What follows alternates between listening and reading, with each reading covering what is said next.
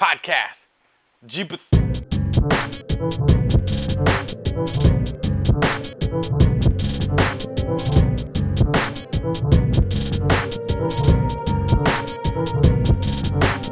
Austerity, omission, restraint, not adding what is not absolutely needed, clear and openness, a method for functioning, which can and has massive amounts of improvement to your life if you can wrap your brain around it. Something to think about. Coffee run. It's kind of funny because for me, a lot of stuff doesn't start until I get coffee. And should that matter? No. But it does.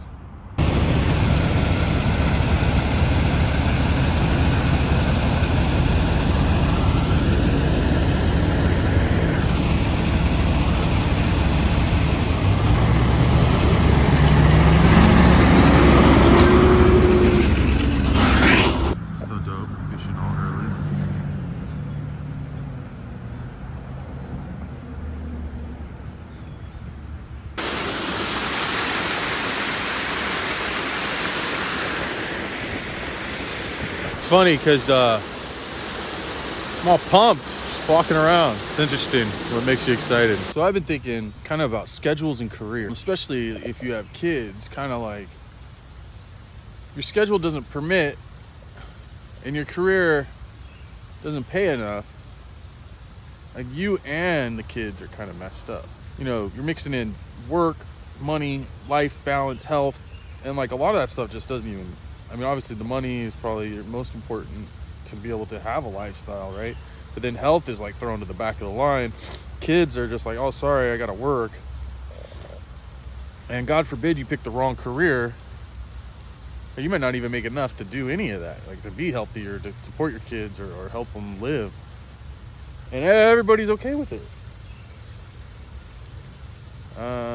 Makes no sense, really. I mean, I don't know how you change it, but it makes no sense.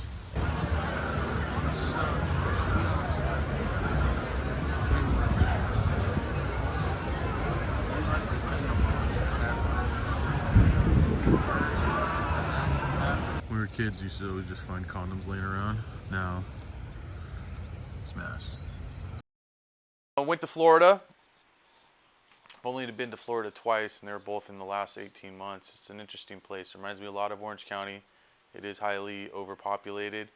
It is very, very, very humid. People are nice. Tons of places to eat, fun things to do. I went to the Improv. Cruised around and just kind of intaked everything. Headed over to Hollywood, Florida, and the downtown area over there. I liked it. Found a cool little vegan coffee shop and art on the walls and all that fun stuff.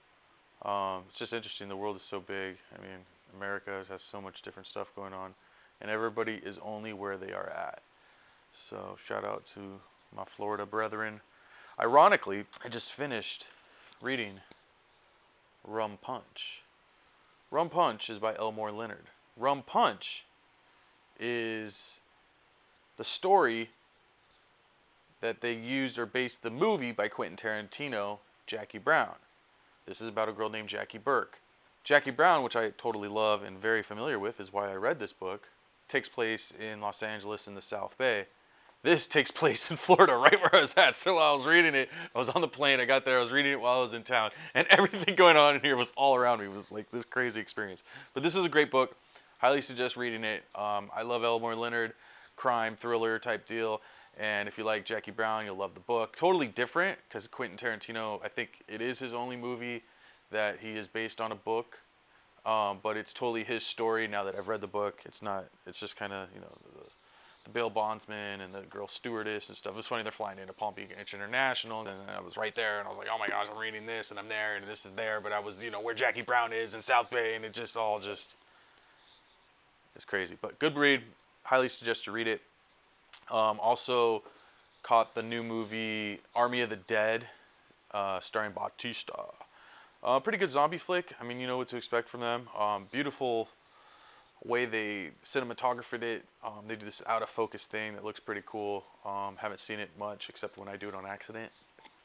But it's good, and they set it up in a way that it definitely probably will have a part 2. I mean, if you haven't seen it, check it out. I think it's only on Netflix. It was in theaters. I know they're mad that they gave it to Netflix exclusively. I heard Warner Brothers wasn't happy about it. But it's good, modern, zombie flick.